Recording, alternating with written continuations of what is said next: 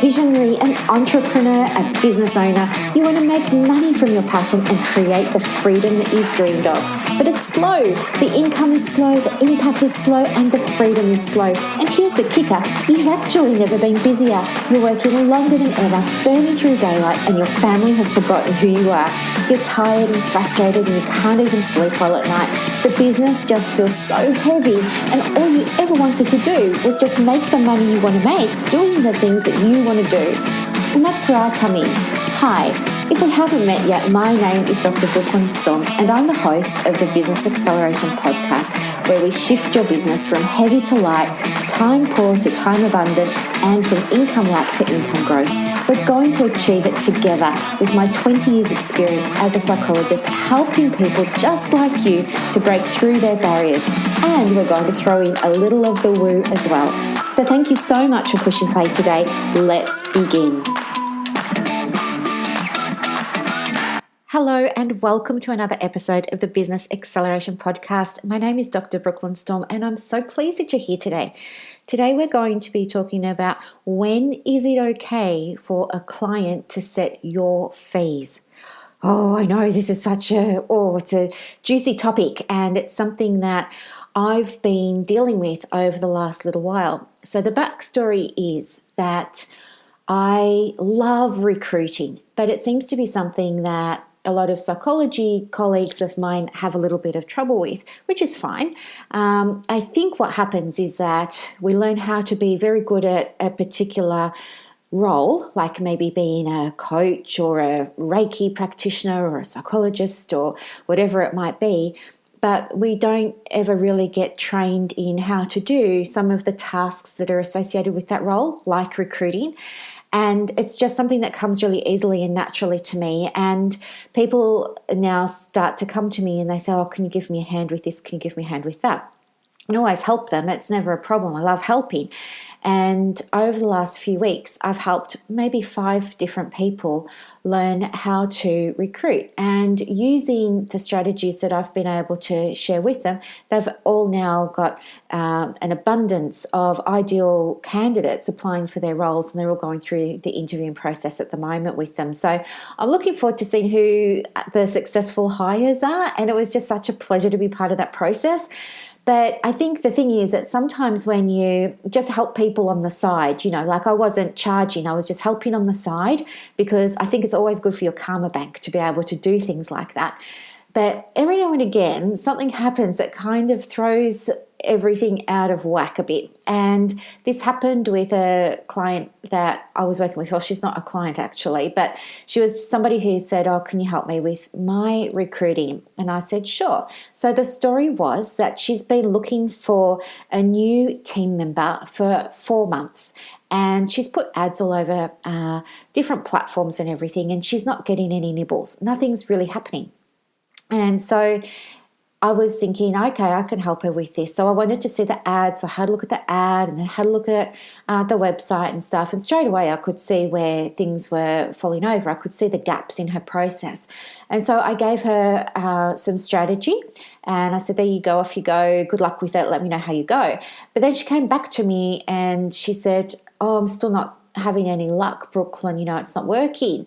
And so I thought, oh, that's weird. Why isn't it working? Like, it's worked for everybody else that I've shared it with. So I went onto this lady's website again, can't see the ad.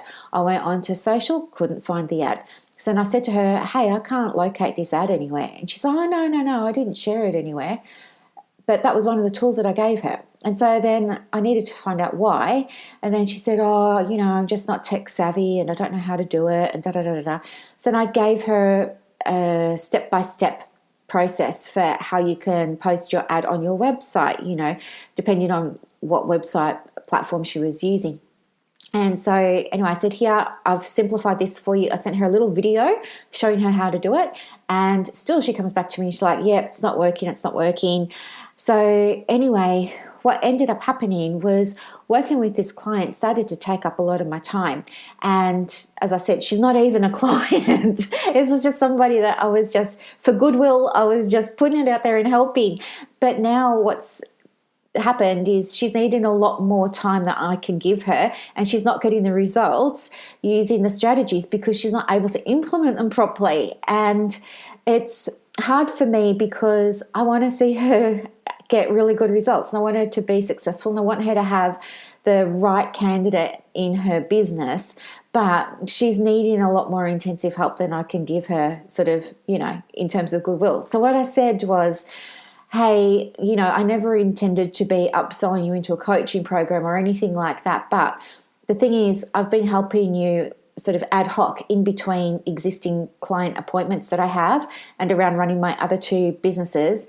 And I don't feel that me sending you a little message, every other day is helping you, because you're still where you were when you first reached out. There hasn't been any progress.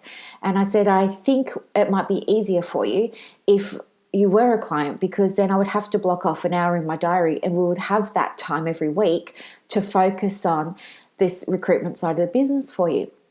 So she says, oh, yeah, that sounds really great. Yeah, I hadn't thought of coaching, what does it involve? So I told her all about what it involves.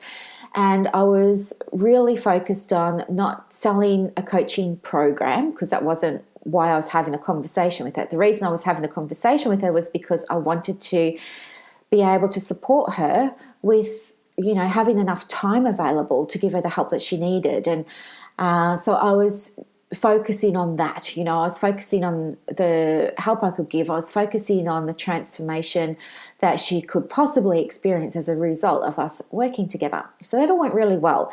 And then she asked for the fee for the coaching program, and I explained what the fee was. And then she came back and she said, oh, look, that's too expensive. That's not going to work for me. I was thinking maybe I could do something else. And I said to her, well, I've offered you a payment plan, so we can, work it out to your budget. She says, oh, no, it's still not going to fit within my budget, even if we do a payment plan. I'll get back to you. So anyway, she comes back to me about 15 minutes later, and her suggestion is, how about instead of the coaching program you have, Brooklyn, how about this? How about I just book single sessions whenever I need one, and we can work out the fee later on. And I thought, no, that's not going to work. And straight away, what came to my mind was thinking about psychology, because, that's my other business. And it was with the psychology one. When you get a certain type of client, it's not the entire demographic, but it seems to be a pattern or a bit of a trend. So people who don't pay for the service can often be the most demanding and require more of your time. They want you to do court letters and not pay you. They want you to do, assessments, but they don't want to pay you. They want you to return their call within the hour, and they don't have any regard for the fact that you're fully booked and you're seeing clients back to back to back. And then they'll leave you like really horrible messages about how mean you are for not returning their call, and how you mustn't really care about people because you haven't returned anybody's call. And they want all of this extra. It's very, very demanding. And so what came to my mind was two things. Number one, I thought, this person is possibly going to end up being somebody that pays next to nothing but is my biggest headache, because she's going to be super demanding, versus people who do pay the full fee and they implement everything, they do the work, they get all of the traction in their business, and they get the results, and they're pretty much very independent. They just want you to guide them on the right path, just steer them in the right direction, give them the tools, and then they'll go off and do it themselves. And that's very different to clients who don't pay. And then, so there was that. And then the other thing was, I was thinking, okay, if I'm just doing it as a session that she can book in whenever she wants, what does that really mean? And what would that look like? And I thought, I know what's going to happen. She's only going to book a session when there's a crisis. And that's not aligned with my view of coaching. My coaching business is not a crisis management service. My coaching business is around helping people experience a transformation, whether that's in their mindset, whether that's in how the business looks, whether that's a transformation in their income, whether it's a transformation in their ability to impact a broader community. It doesn't matter. But my focus is on growth. My focus is on supporting business owners to achieve their goals. And that's very different to putting out fires when somebody's just booking random appointments. So it was really helpful for me that this lady suggested all of this, because nobody had before, and it caused me to sort of sit back and take stock and reflect on what was going to sit well for me, what was aligned with my business. And I guess the biggest thing was I still wanted to be able to help people, but in a way that was still with integrity with my business brand and my business vision. So anyway, that's what happened. So then, I asked a couple of colleagues. So we have like peer supervision groups. And so I raised it in one of my peer supervision groups. And I was like, this has happened. And it was really interesting hearing all of the different perspectives as well. But somebody said to me, that's really rude that somebody would ask you to change your fees and would want to change your program. Like, does this person negotiate her fees for her clients and change up her entire programs to suit individual clients? Probably not. Somebody else said, if you want Ferraris, stop looking at Volkswagens. And so it was very interesting to hear everybody's different perspective. I guess one of the things that I needed to reflect on too was my messaging. And while I think I'm getting better at my messaging, I think there's probably still room for improvement because I'm not 100% niched down. And that's something that's very, very important. I mean, other business coaches might say, okay, I work with entrepreneurs and help them with their marketing so that they can attract high-paying clients. Or they might say, I'm a business coach that works with entrepreneurs that helps them achieve work-life balance so that they can make the money they want to make and live the lifestyle that they dream of. I'm not like that. I'm more general, and I think that's part of the problem. But when I raised that with my colleagues, they were like, no, we're all really clear on what you do. It's not about your messaging. But I still think that there's probably room for me to improve my messaging. And so I'm going to have a real think about that over the Christmas break and see what we can do. Now, there are a number of things that come up when we're talking about changing fees and packages and programs. Something another client said to me was she approached me, she really did want to have coaching. All good. We were talking about her goals, all good. It got to the price and she cracked it. She was like, why are all coaches dead set on locking people into programs and packages? Why can't it just be like psychology where people can come whenever they want? And again, and this was a professional that said this, so then I had to try and educate her a little bit about the difference between coaching and what you might get from psychology or an employee assistance program or something like that. And then she just wasn't interested. She just wanted the freedom of being able to only book a session when she wanted a session. And the other thing was she questioned why I had such a discrepancy between my coaching program and another program that I've got, which is called Your Secret Angel. And I had to explain to her, well, Your Secret Angel is not a coaching program. Your Secret Angel is a program where business owners can access help and support, like crisis support, when they need it. And they can access me for half an hour a month for 12 months. That time's there. And it is a safe space that's private. It's one-on-one. It's not where they have to go into a big group and talk about things that are bothering them, things that are stressing them out in their business. Because I understand, after being a psychologist for 20 odd years and doing business coaching, that not everybody's comfortable sharing their big stresses and concerns in a public forum. So that's why that program was set up. So when she says to me, why is there such a big discrepancy between these two programs? I'm not okay with that. My job then is to say to her, well, they're two completely different programs. One's coaching, one's not. So while it can make you feel uneasy when people question you, I think there's absolutely so much value in that, because it helps you get even more clear on who you are, what you do, and how you do it. And I'm so thankful for being challenged by potential clients. And I'm so thankful for the questions that they ask. And I'm so thankful for them, essentially popping me in that uncomfortable space, because it does inevitably always lead to greater clarity. And that's something that is worth its weight in gold. So I'm super, super, super, super thankful. I guess, when it comes to clients not wanting to pay your fee, a couple of things come to my mind. And first off, it's the messaging. I believe that if you want something bad enough, you find the money.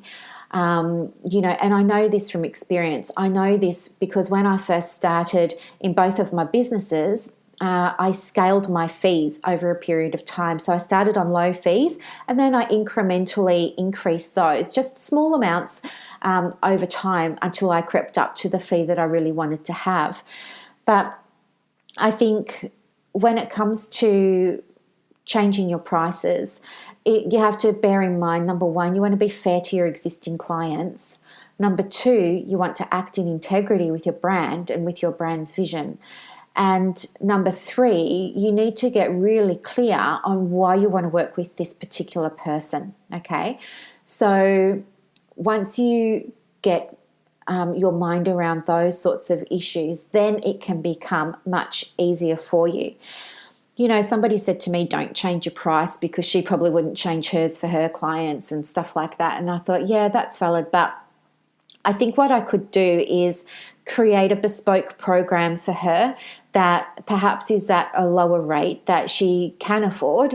And maybe I do laser session coaching. So instead of giving her 60 minutes, maybe I'll give her 15 minutes or half an hour. Instead of charging her X, I charge her Y. Instead of giving her this many sessions a month, I'll give her that. And instead of all the bells and whistles, like my existing clients, they get access to all of my courses, all of my programs, all of my resources, swipe my files, everything, right? They get value on top of value on top of value, and then they get all these bonuses throughout the course of the coaching that they're not expecting, okay? So I can just strip all of that away and give this other person a bespoke program that's sort of a no-frills approach, but it's going to be enough to help her have some wins, because we want to boost her confidence. We want her to see that she can do well with coaching, give her a positive experience of it, and then who knows what might happen after that. But it's more aligned with me to work with someone than turn them away. And for me, that's just a private, personal decision that comes from my work ethic and what's important in my world. Because, for those of you who are new to the podcast, just quickly, I grew up in poverty in Melbourne, Australia, and we weren't able to access a lot of things. We were often turned away. And when you get turned away, it's not a nice feeling. It makes you feel worthless. And I don't want anybody to feel worthless. So I'll always try and see what I can do to help somebody. So for me in my business, that's where this comes from. But it might not suit you with your business. You might not have that same background or that same value or that same belief. And that's okay. That's fine. There's nothing wrong with that. I'm just telling you about why it was important to me to try and make something work for this particular lady. Okay, so I have, it's a transformational podcast, which means that I want you guys to go away from the podcast thinking differently than you did when you came into it. And so what I do now is I include a couple of journal prompts or questions at the end of each podcast to help you experience a shift in your mindset to help you with your business. And so I'm going to give you those 3 questions now. So maybe pause this if you're at home and go and grab a pen and paper. If you're driving, that's okay.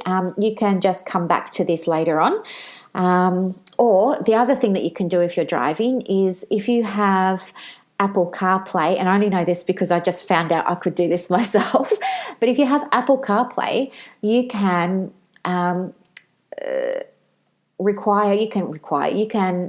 press the call button and say to Siri, take a voice note, and Siri will say, yes, what do you want the voice note to say? And you can just repeat the questions after me, okay? So that's another way that you can grab the questions while you're driving. Siri will put them into your phone in the notes section, and then you'll be able to look at them when you get to the office. Okay, so first question. How can you help someone that can't afford your services and still remain in integrity with your brand? It's a mouthful, isn't it? I'll say it again. How can you help someone that can't afford your services and still remain in integrity with your brand? Okay. Question number 2. What would it mean for your business to establish and adhere to clear boundaries with clients? What would it mean for your business to establish and adhere to clear boundaries with your clients? And the last question is, who do you need to be in order to have the ideal business and work with ideal clients? Who do you need to be in order to have the ideal business and work with ideal clients? Okay? All right, good-o. Now, I put together a quiz. So last week, the week before, I had a quiz up and it was really popular. So I thought, okay, we'll do another one. I put this one up on Wednesday, so a couple of days ago, and it was about ego, the role of ego, and how that might be affecting you in your business. So if you haven't done it yet, it's really interesting and it will get you thinking about things in a new way, I'm sure. I'll put the link to that quiz in the show notes for you. So it's just something fun. Have a play with it and see what comes up for you. If you had a transformation or a light bulb moment as a result of listening to this podcast or as a result of doing the 3 transformational questions, please let me know by leaving me a review in Apple Podcasts, because it helps me help more people when you do that, okay? Thank you so much for listening. I will see you in a few days for the next episode. And yes, thank you so much for supporting the podcast. I really, really, really, really appreciate you so much. Thanks, guys. Bye. Thank you so much for listening today. I really hope that you enjoyed it and got a lot of value from it. Help me help others by sharing this podcast. And if you feel called to leave a review on Apple Podcasts, remember to let me know so that I can send you a very special thank you gift. Now go and build your dream business, and I will see you next time. Bye.